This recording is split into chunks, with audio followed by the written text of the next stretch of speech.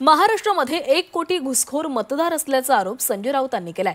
Bogus मतदारांच्या निवडणुकीचा निकाल हातामध्ये आला असल्याचं देखील त्यांनी म्हटलेलं आहे। अमित शहांनी बोगस मतदारांना बाहेर काढावं। मुंबईमध्ये विधानसभेनंतर 6.5 लाख मतदार वाढले असा देखील आरोप राऊतांकडून करण्यात आला आहे। तर अमित शहांनी हे सगळे जे मतदार आहेत ते मतदारांना बाहेर काढावं असं संजय राऊतांनी म्हटलेलं आहे। मुंबईमध्ये विधानसभेनंतर 6.5 लाख मतदार वाढल्याचा आरोपही त्यांच्याकडून करण्यात आला आहे। महाराष्ट्रामध्ये 1 कोटी घुसखोर मतदार असल्याचा दावा संजय राऊत करतायत। बोगस मतदारांच्या हातामध्ये निवडणुकीचा निकाल असल्याचंही राऊतांनी वक्तव्य केलंय।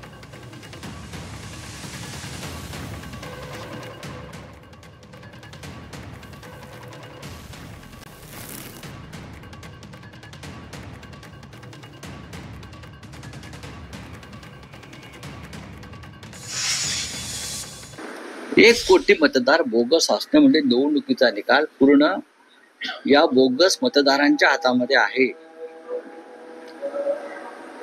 आता विधानसभा निवडणुकीनंतर मुंबईमध्ये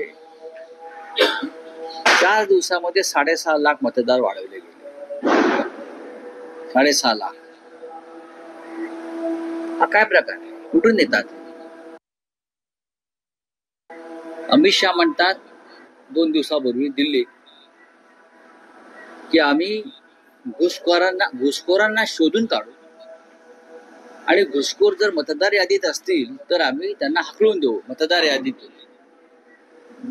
महाराष्ट्रामध्ये 1 लाख बोगस मतदार हे घुसखोर आहे असं आम्ही मानतो। अमित शहानी हे एक कोटी मतदार 1 लाख 1 कोटी मतदार घुसखोर जे तुमच्या भाजप मिंदे वगैरे लोकांनी घुसवले आहेत, सुरुवात तिथून करा तुम्ही। मतदार बोगस नाही तर तुमचे आरोप बोगस आहेत। तुम्ही जनतेचा अपमान करतायत। त्यामुळं 1 नोव्हेंबरला मोर्चा काढायचा असेल तर जनतेची माफी मागण्यासाठी मोर्चा काढा, कारण तुम्ही मतदारांना बोगस म्हणून त्यांचा अपमान करतायत। खरं तर तुमचे आरोप निराधार आणि पूर्णपणे बोगस आहेत। जनता जनार्दन महायुतीच्या सोबत आहे। तुम्ही सांगितले की 96 लाख बोगस मतदार आहेत, परंतु त्याचा एक साधा चिटोरा पुरावा देखील तुम्ही निवडणूक आयोगाला दिला नाही।